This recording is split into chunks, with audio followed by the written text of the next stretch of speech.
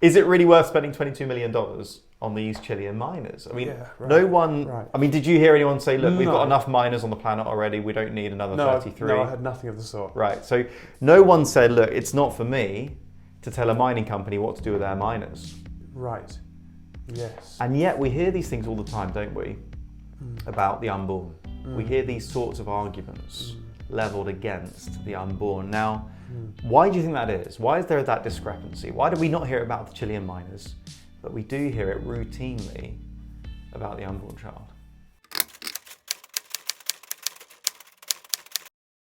Hello everybody and welcome to this week's episode of About Abortion. I'm really excited today to introduce a bit of a new thing, which I'll be talking about in just a moment when I introduce our guest today.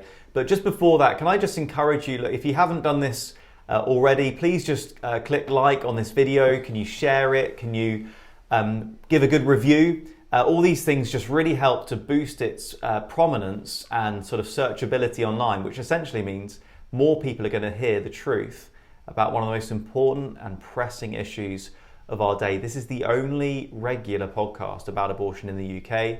It's certainly the only regular podcast speaking the truth about abortion. Please help us to get this message out there. I'd be so grateful if you could do that. It doesn't take a moment.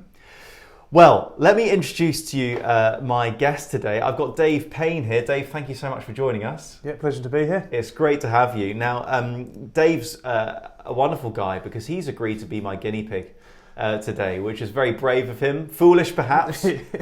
Time will tell. But the idea really is I want to help people to get a hold of pro-life apologetics. Okay, now we've got training videos out there. We've got all sorts of different resources to train people up, but we're trying something a bit different. Over these 3 or 4 episodes, we're going to be talking through pro-life apologetics. And the idea is this is going to function a bit like a tutorial, and you guys get to listen in and follow along with the lesson, as it were. And you can hear where you think Dave's really picking up on it. You can hear where maybe he's not getting it yet. And I just hope that'll be helpful as you process the information and get trained up. So without further ado, let's get cracking. So Dave, first of all, just tell us a bit about yourself. How did we meet and what are you up to in life? I first saw you on a video, actually. Oh, great. Sat at my parents' house. Okay. It was just the first I'd heard anybody speaking about abortion the way you did. Right. And I was very moved straight away, and I felt I really wanted to meet you, to work with you. And my father did start to work with you. Yep. And he offered me a lift up to come and see you, see what it was all about. And I've been keen to come and see you any chance I can since then. Well, it's been great to have you on team. So you're part of our Norwich public education team, which is cracking. So we're going out again this Friday. You've been out with us a few times. And possibly my favourite Dave Payne fact is on our first outing, you said it was more terrifying than your first cage fight. That's quite right, yeah. Is that really the case? Yeah, considerably, yeah. Really? Yeah. So why was that? What was so terrifying about it? It's a complicated question. There's a lot to it. The stakes are high, I guess, with this. Talking about the death of human children at the hand of their mothers. The legal system as well. Like, it's done through the NHS. They go into hospital. It should be a place of care and healing, and yet children are dying. So there's something really. It's serious. It's incredibly serious. Just feels scary to challenge it. There's something scary about that, even though I want to. There's this hostility that we face. This is controversial. This is hugely controversial. This isn't this is a taboo subject. Yeah. It's not comfortable to go and discuss this. The cage fight, I guess, comparatively was sporting. It was the other guy wanted to be there. I wanted to be there. It was fine. It was fun. That was nice. That was pleasant. This is not pleasant. And what? Just briefly on the cage fight. How did it go? Went swimmingly. Did you win that one? I did happen to win it. Yes. Okay, fantastic. Yeah. And are you likely to see that guy again? I mean, is this going to be a repeat occasion or? That specific guy? Yeah. I don't know. You don't know. I hope I do see him again. He was a nice guy. I liked him. Yeah. I mean, do you guys have a drink afterwards? I mean, how does it kind of? We didn't shake actually. hands. Yeah, shake hands. We part ways. Yeah. I didn't want to rub his face on it, I suppose. Yeah. But it was all sporting. That was pleasant. I enjoyed that. Well, I mean, perhaps we could do another series on how to cage fight, because I mean, I would personally find that much more overwhelming, I think. Yeah. But I guess it's what you're used to. But thanks for just drawing out some of the reasons there. And I think a lot of our listeners are going to be feeling the same, that they've got the conviction, as you clearly do, and they've got a heart to see a change here. But it is a David versus Goliath thing, isn't it? In the natural, we are up against it. You've got the legal, you've got the kind of the emotional.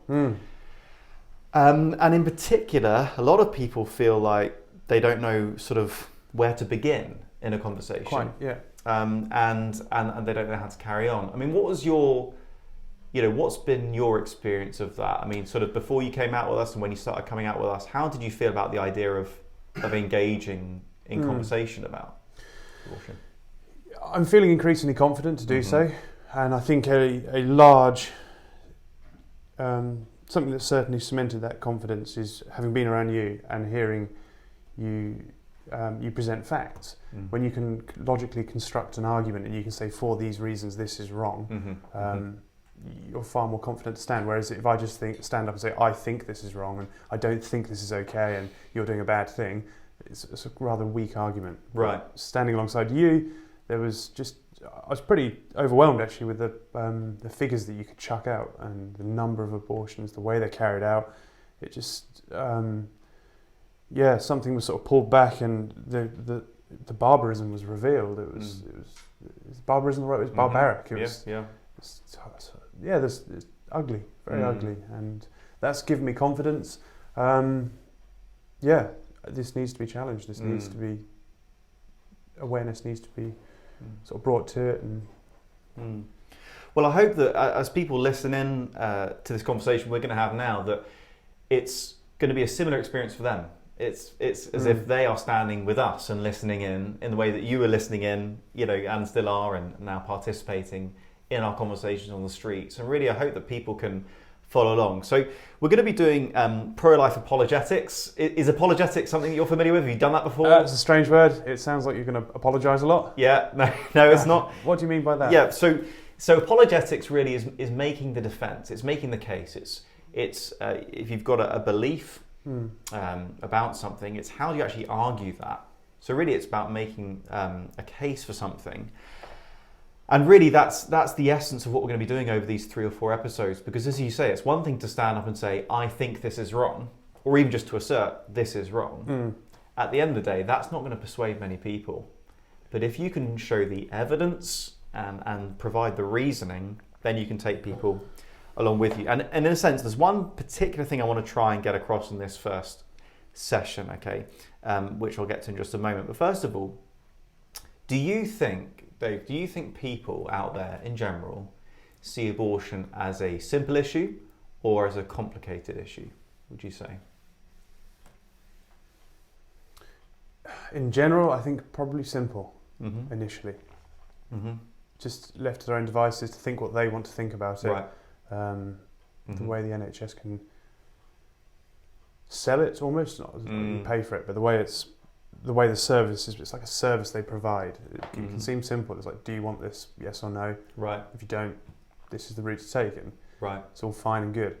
But the second you start to speak to people about it, and you tell them that the child feels pain, it suddenly becomes incredibly complicated. Incredibly. Yeah, there's certainly an attempt, isn't there, to normalise it and just say, look, it's just a healthcare provision. If you want it, here it is. It's free. I think there's definitely that attempt to normalise it. But as you say, as you begin to speak with people about it, they see there's more to the issue than meets the eye. Absolutely. How about this?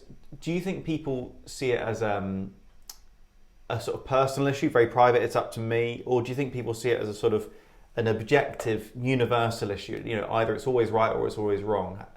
What's been your experience on that sort of side? Probably more personal, I would say, I think. It's very much your choice. If you want to do this, you crack on. If it suits you, if it's convenient to you, those sorts of things. You don't really...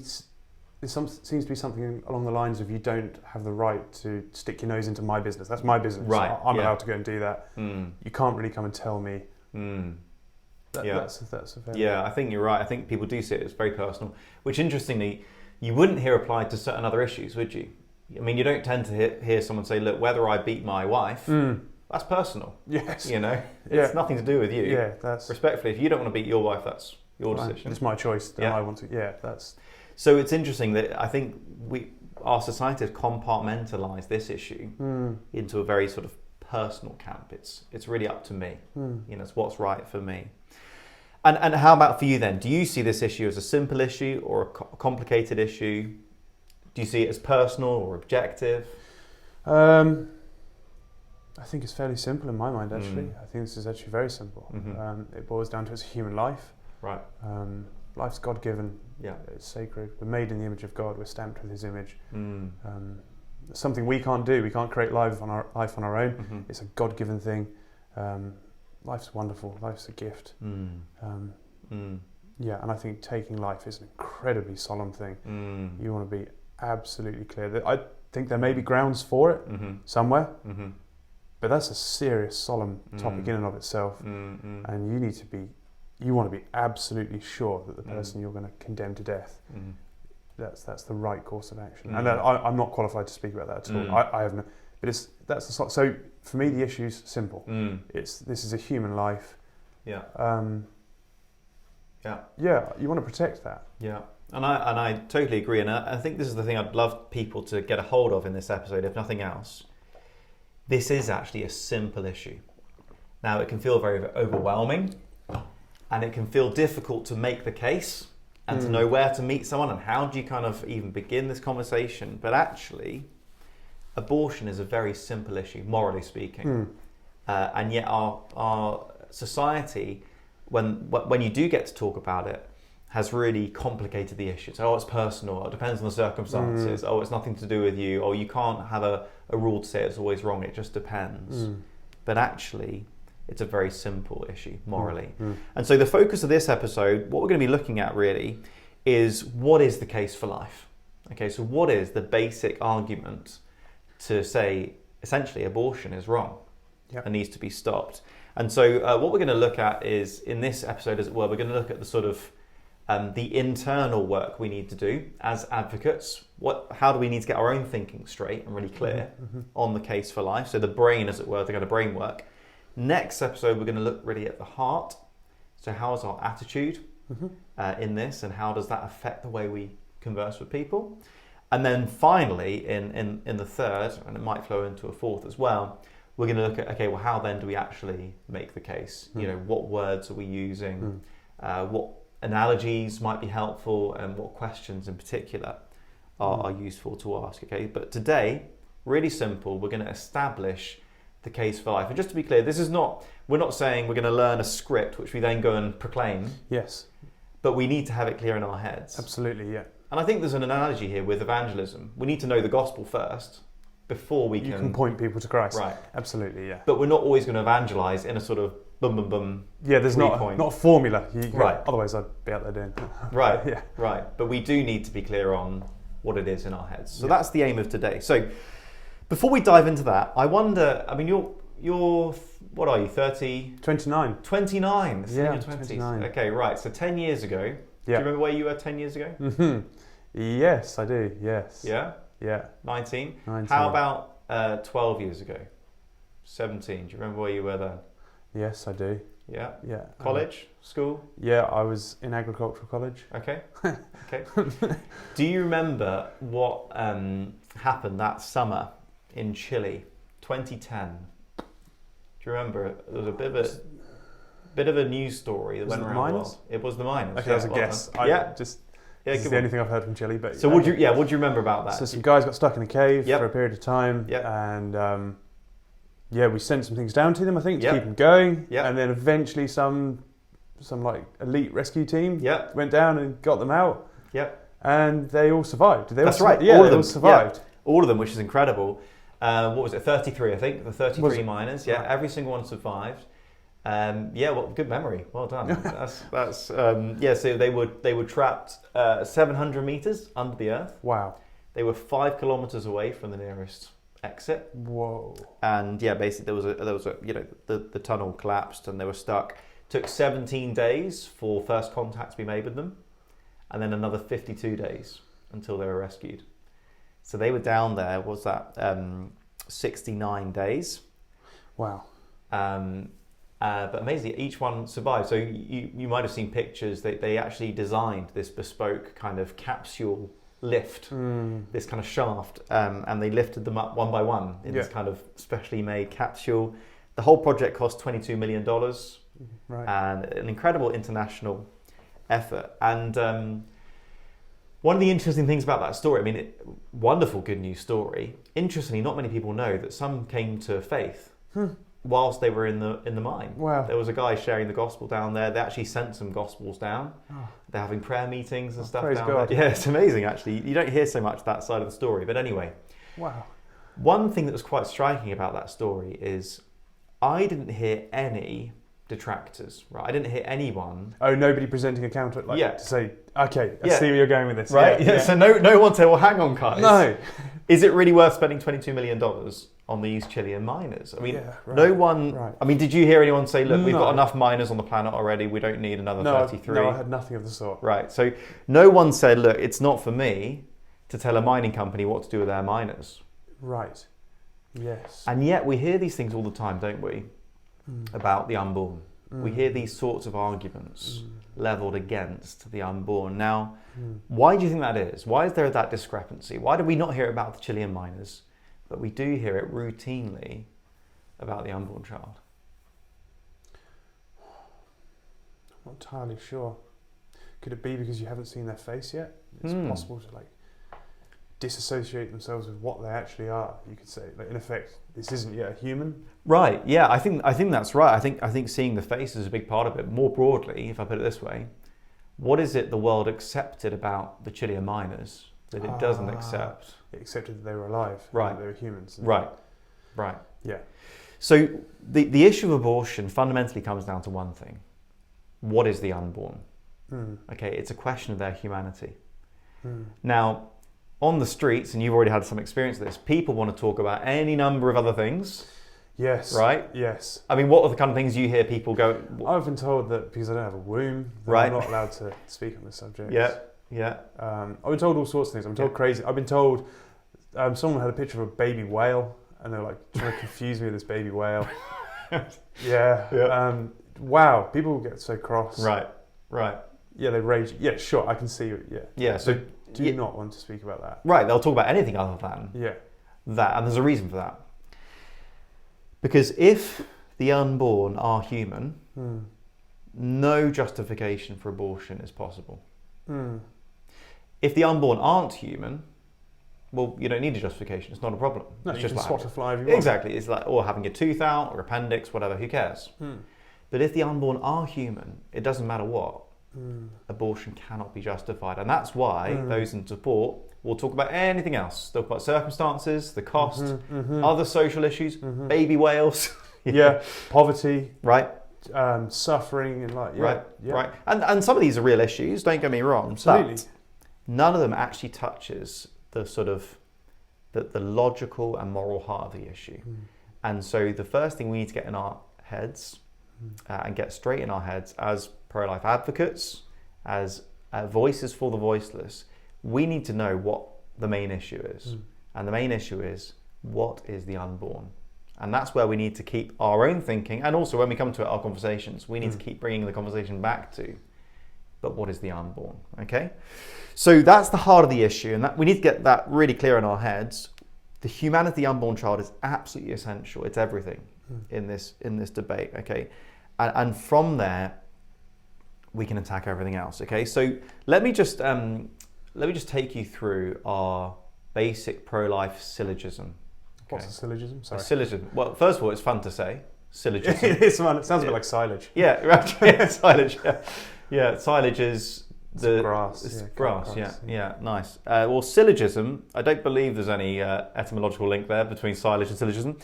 Syllogism is basically a simple logical sequence. So you take some premises, so some statements, and then basically if this is true and that's true, then this must also be true. You know, so it's basically a logical sequence. So you take a premise, another premise, and then if both of those are true, the logical consequence is, something else. And so this is not what we're going to proclaim to the people we're speaking with, but we do need to have it clear in our minds. Absolutely. Okay? So the pro-life syllogism is quite simply this.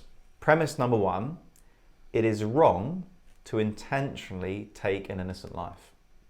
Okay? Absolutely. Or to intentionally kill an innocent human being. Okay? Yeah.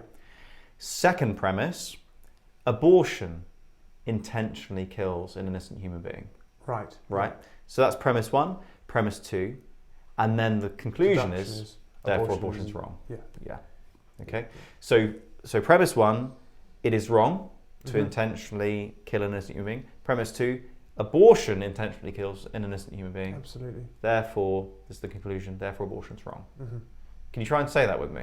Absolutely. Right? Let's go for it. Yeah. Premise one, it is wrong to intentionally kill an innocent human being. Good. Premise two, abortion intentionally kills an innocent human being.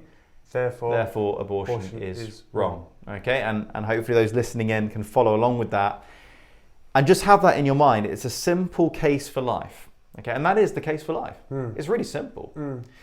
If the unborn are human beings, then abortion is the intentional taking of an innocent life.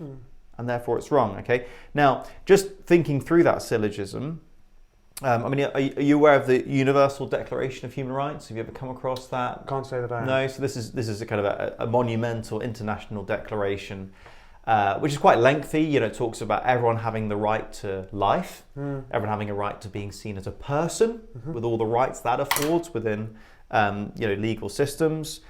And there's a kind of sub-statement called the Declarations of the Right of the Child, and that was 1959, and that specifically says that both before birth and after birth, children have special rights because of their vulnerability. So they need to be protected. So actually, the right of the unborn child is enshrined in international human rights law, but countries like ours are just ignoring that.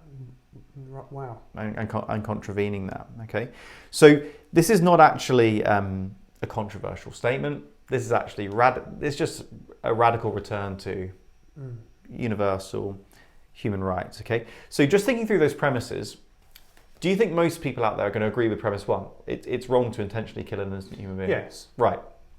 Most people are. Premise two, that's where the problem is, isn't it? Yeah, absolutely. Right. Yeah. And why do you think that's more controversial for people to say, well, abortion intentionally kills an innocent human being? What's the sticking point there? They may have done it.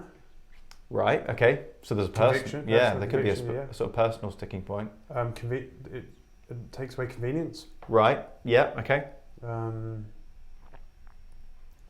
It takes away consequence-free pleasure. Right. Right. I think it's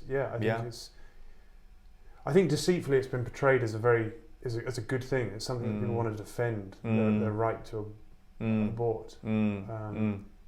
Deceit. Right. I sort of think it's shrouded in deceit. That's really interesting because I was thinking of something slightly different on mine because what you've highlighted there, which is essential, is actually the objection in that logical sequence is actually from the heart, isn't it? It's a moral objection. It's like, well, hang on, if that's true, that affects the way I live. Yeah. It might affect my past, my future, and that actually is the source of whether people acknowledge that or not. That's the source of many people's hang-up when it comes to abortion. It's personal, and we will come on to that. What were you thinking then? I was thinking more in terms of in purely sort of logical terms. You know, in terms of the case for life. Oh, they were going to say that it's not a human. It's not a human being, right? Yeah. I see. Sorry. But interestingly, I think the source of that, as we're going to see, the source of that claim, the blatant denial of a very obvious fact. Well, exactly, is obvious. When you said to me, if an unborn is a human, how on earth are you going to contest that? Right. So you were that. Right. You were at the time you were in your mother's womb. Yeah. You were that. Now you're this. Right. Right. It's not rocket science. It's really, really simple, right? You were that. And you're right. I think that the source of that false claim is actually the sinful heart. It's saying, I don't want this to be true. Now, we can attack that on various fronts. The focus we're going to have today is we're going to actually present the evidence to show how clearly false that is in terms of the scientific evidence, but also some of the kind of logical reasoning. Okay, so as you said, logically speaking, they'll say, well, it's not a human being, so abortion is not the taking of an innocent human life. Okay, so we're going to attack that in two ways. Okay, so again, this is not a framework for how to have the conversation, but it is how we need to think about it. And because the humanity of the unborn child is the absolute crux of this debate. That's paramount. It's paramount. We need to establish two things. We need to establish the humanity of the unborn child scientifically. And we've got all this wonderful science which shows just how alive and sophisticated that life is, more than we've ever had in the history of science. Absolutely. So that really helps to show how clearly false the claims are they're not human yet. But we also need to be prepared to argue it philosophically and morally, the sort of the value of the unborn child, and essentially how their value is the same as ours. Okay. So firstly, we're going to go for the scientific sort of side to this coin. So what are the sorts of things you've heard, whether on the streets or just generally in life, that people will say to kind of downplay what's in the womb? What's the sort of terminology have you heard people say, oh, it's just... Right. It's just. It normally commonly starts with that. It's just a bunch of tissues. It's just a lump of goo. It's some slime. Yeah. Literally anything other than... Right. Yeah. Right, yeah, we do hear that, don't we? And amazing that we hear that even today, when we've got such incredible evidence to our fingertips. Yeah, it's interesting. I think now, it was you, wasn't it? You had a very, very early scan when you were in the womb, and they detected your heartbeat very early on, just absolutely. 3 or 4 weeks or something. Yeah, that's right. It was ridiculously early. Yeah, amazing. So that was just hearing the heartbeat, and...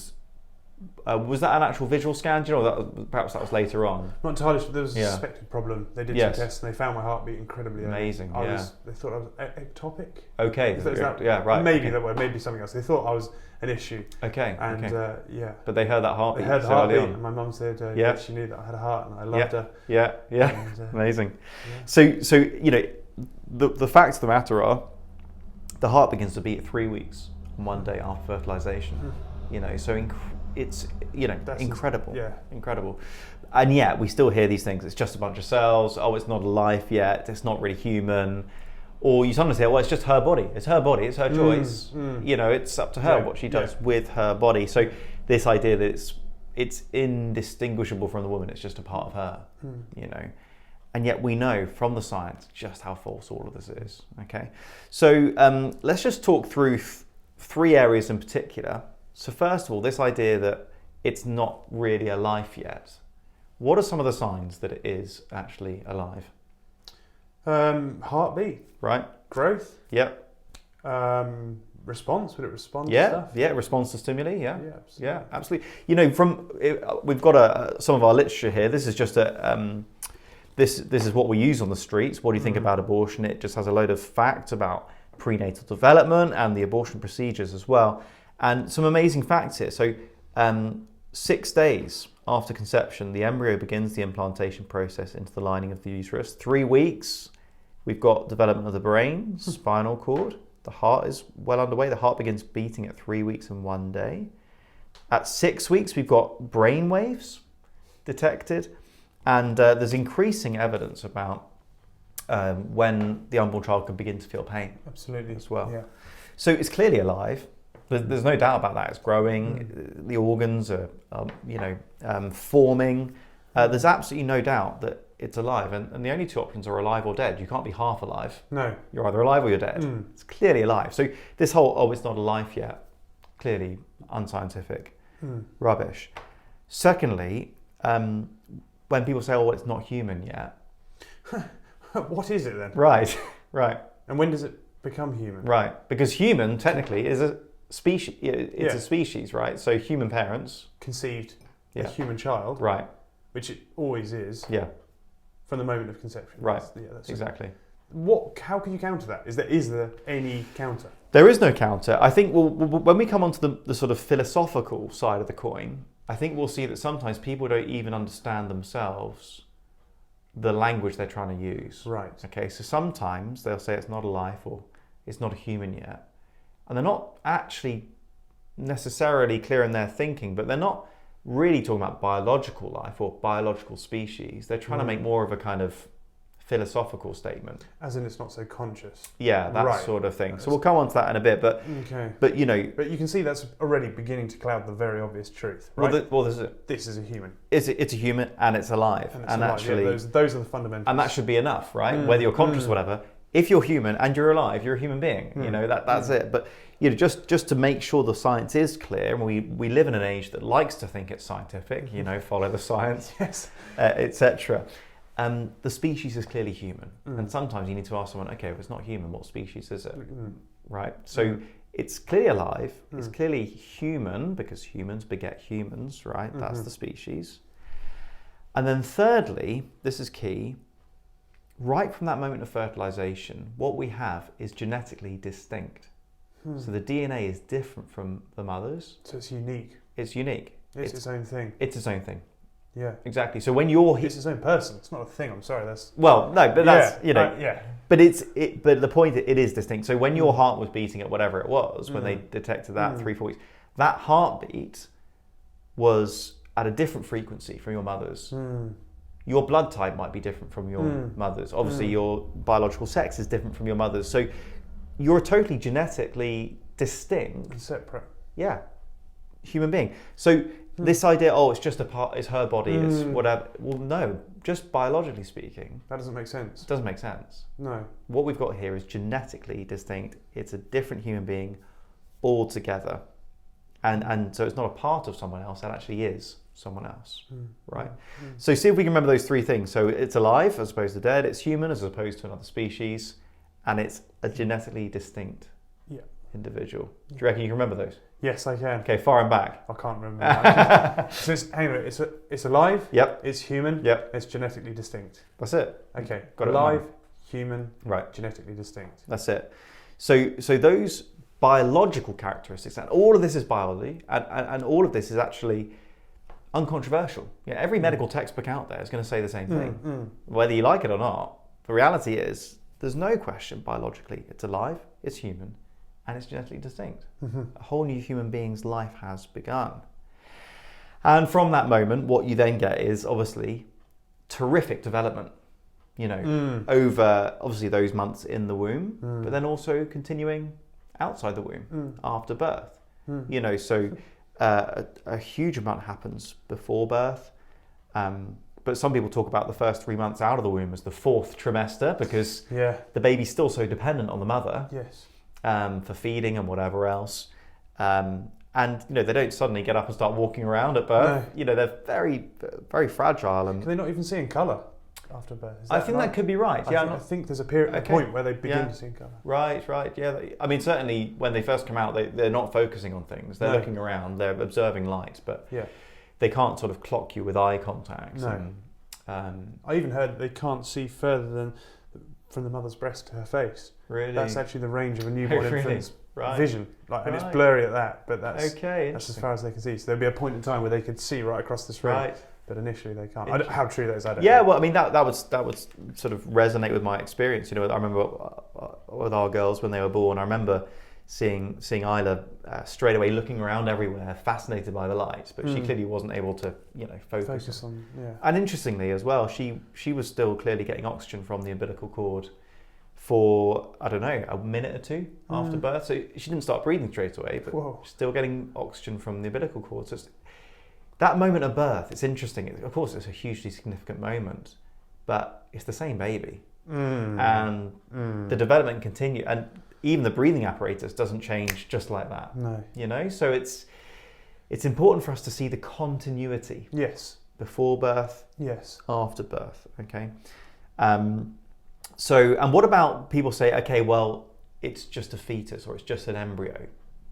What would you say to that? When people say, okay, well, it's not a baby, it's not human, it's just a fetus. Well, it clearly is a fetus. It clearly is an embryo, but where does he? women and children first is a commonly understood, right? That's the Birkenhead drill. Yeah, yeah. As it's known as. And Yes. that's a noble thing to put the safety of women and children first. So saying it's just a baby, Right. hang on a minute, that shouldn't be pushed down as a baby, it should be elevated in terms of the need to protect it. That's I don't get what they mean, it's just a baby. It's interesting, isn't it? Because, when they say it's just an embryo, just a fetus, again, what kind of fetus? Are we talking about a dog fetus here, a cat fetus? Right. It's still a human. Yes. Right? And actually, we wouldn't say, oh, it's just a toddler. You can kill a toddler. It's just a toddler. It's not really a human yet. Yeah. Because it's a human toddler, right? Yes. So all of these terms, embryo, fetus, baby, toddler, adolescent. Yes. They're not different beings. No. How do you describe what actually are they? What are these different stages? Right. Yeah. The human development. Stages of development. Right. So the idea it's just a fetus doesn't make sense. It's a human, and as you say, actually, the more vulnerable, the younger they are, the more we should be caring for them.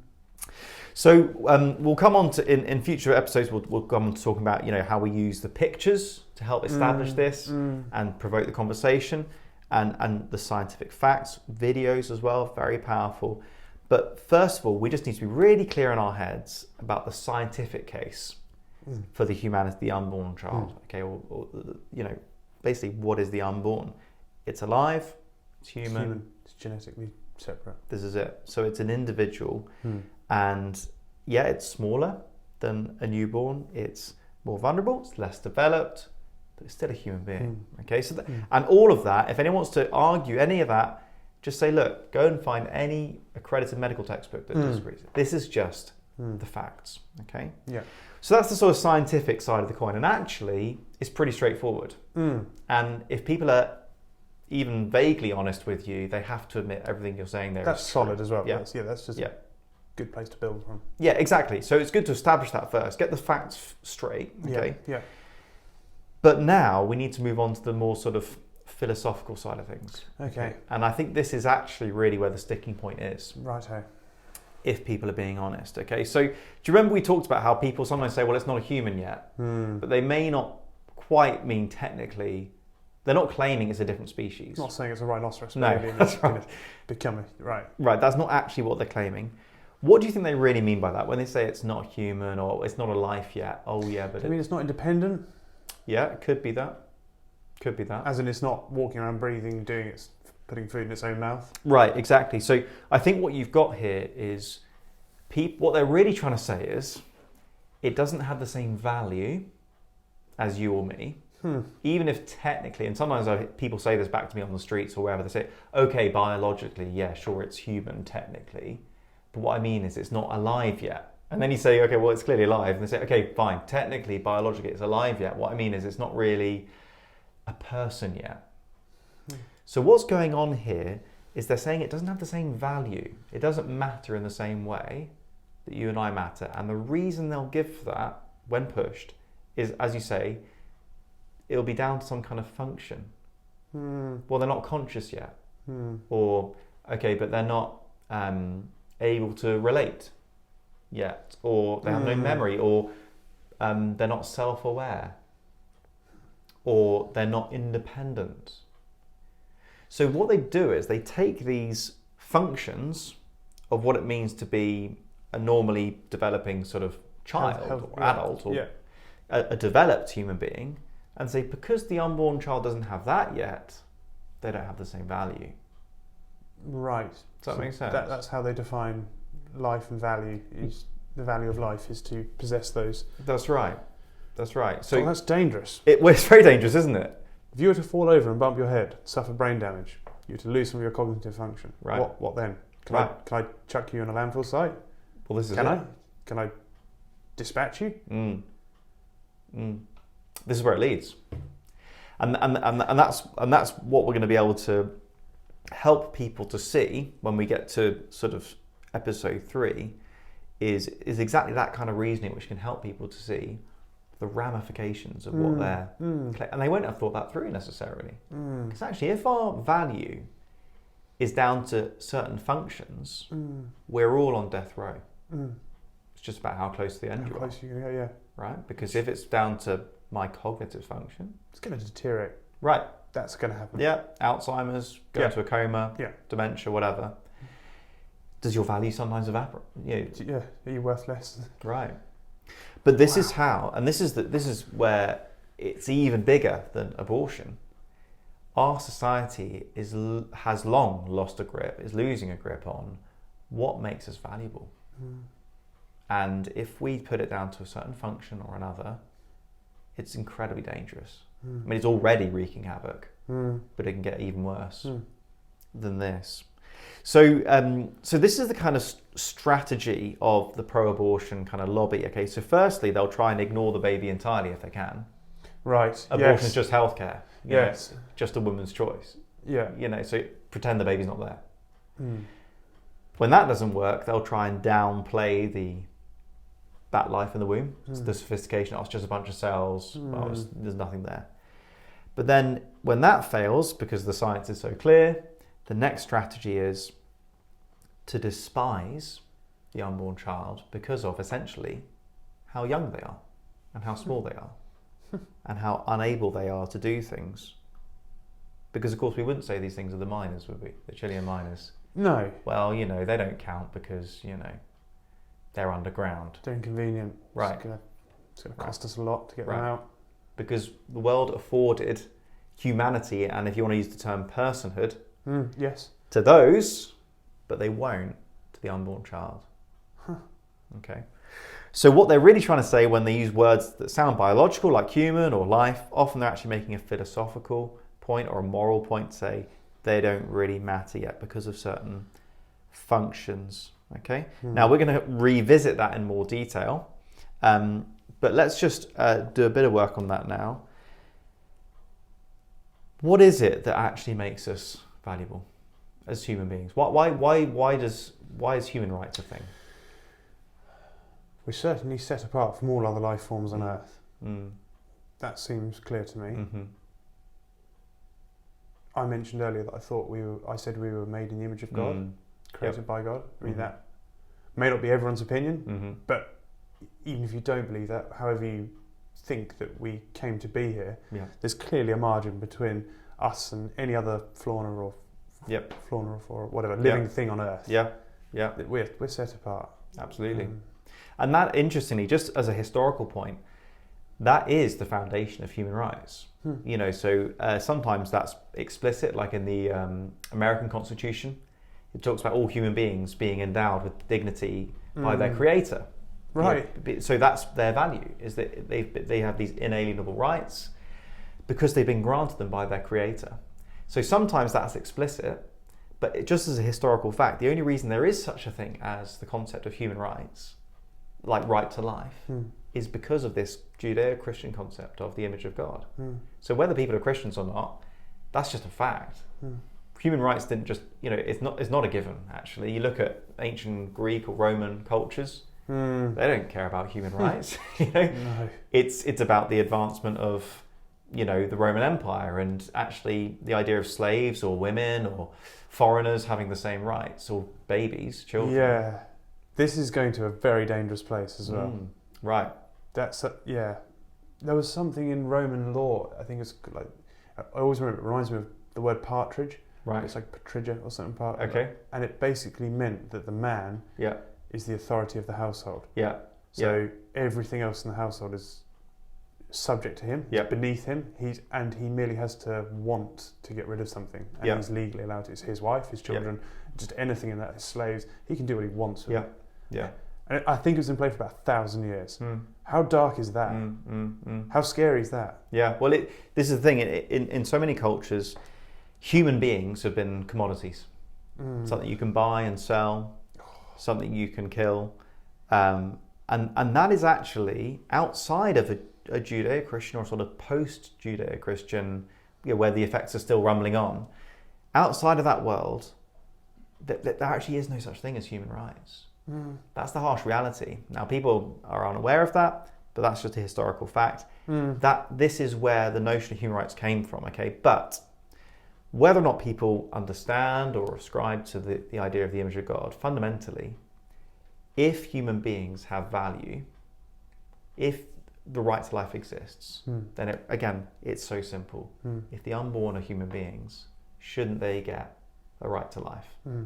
So part of what we need to help people to see, and we'll come to this in a later episode, is, I mean, you cited a great example. If it's about cognitive function, well, how does that fall down? You got a scale? Right. You can measure that? Is that IQ? Okay. You can start bumping off some dum-dums? Right. And this is what happens. That's not... No one's going to think that's okay. And we've seen... Hitler was along these lines, right? Well, exactly. That's horrific. Yeah, so you got the Action T4 program, euthanasia, killing off children with certain disabilities. And calling it mercy.